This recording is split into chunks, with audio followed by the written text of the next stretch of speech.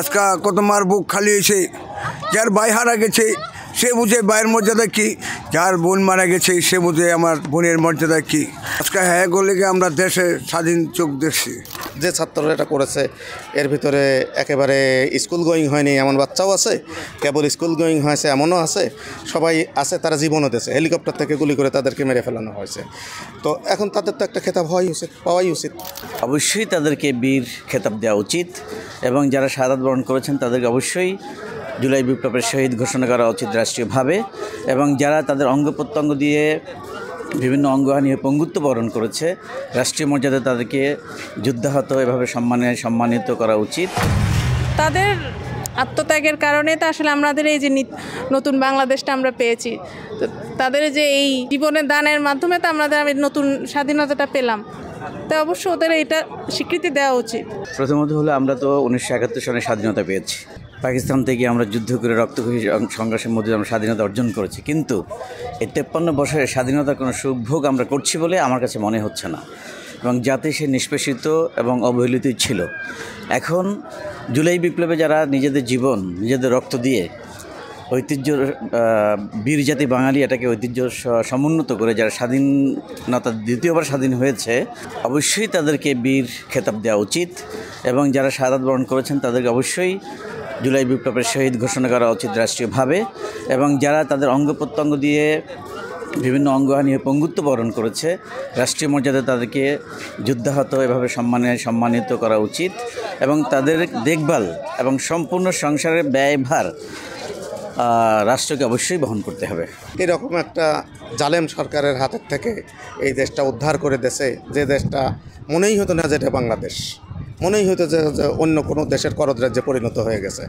তাই রাজনৈতিক শক্তি দিয়ে সম্মিলিতভাবেও তো বছরের পর বছর ধরে চেষ্টা করে পারিনি। যে ছাত্ররা এটা করেছে এর ভিতরে একেবারে স্কুল গোয়িং হয়নি এমন বাচ্চাও আছে, কেবল স্কুল গোয়িং হয়েছে এমনও আছে, সবাই আছে তারা জীবনও দিয়েছে, হেলিকপ্টার থেকে গুলি করে তাদেরকে মেরে ফেলানো হয়েছে। তো এখন তাদের তো একটা খেতাব হওয়াই উচিত, পাওয়াই উচিত। তাদের তো একটু মূল্যায়ন রাষ্ট্র এ জাতি করবে, এটা তো খুব ন্যায্য দাবি মনে করি। আমরা তো মনে করি অবশ্যই পাওয়া উচিত। হ্যাঁ, অবশ্যই পাওয়া উচিত, ন্যায্যতার ভিত্তিতে পাওয়া উচিত। হ্যাঁ, এখানে বাঁচতে হবে, দেখতে হবে যে আসলে কিভাবে হয়েছে, কারা সঠিকভাবে ছিল, কারা ছিল না, আবার নতুন করে হঠাৎ করে আসতেছে, এগুলো বাদ দেওয়া দরকার। যাদের পরিবারের গেছে তাদের তো মূল্যায়ন হওয়া উচিত। এই জুলাই যারা হত্যা করেছে, যারা অসুস্থ আছে, তাদের সরকারের দায়িত্ব নেওয়া একান্ত প্রয়োজন। আজকে হ্যাঁ করলে আমরা দেশে স্বাধীন চোখ দেখছি।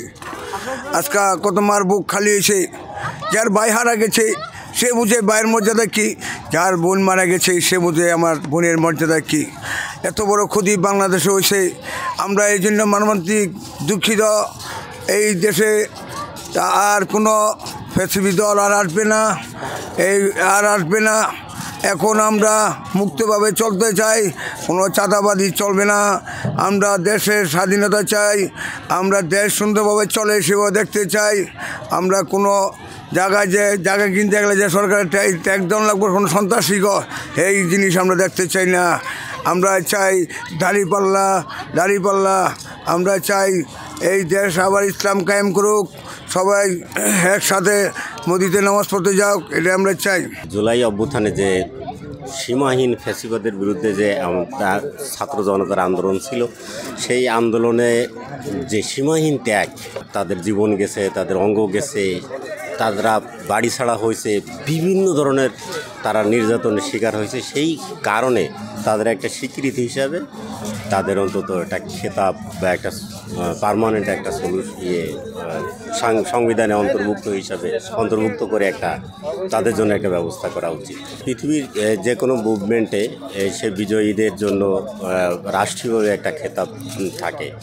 আমাদের স্বাধীনতা আন্দোলনের সময় ছিল 24-এর গণ অভ্যুত্থান, 24-এর বিপ্লব অবশ্যই আমাদের জন্য আমাদের জাতীয় জীবনে একটা বড় একটা অধ্যায়। সেই অধ্যায়ের জন্য তাদেরও রাষ্ট্রীয় খেতাব থাকা উচিত। পৃথিবীর বিভিন্ন দেশে যেরকম থাকে সেরকম রাষ্ট্রীয়ভাবে তাদেরকে একটা স্বীকৃতি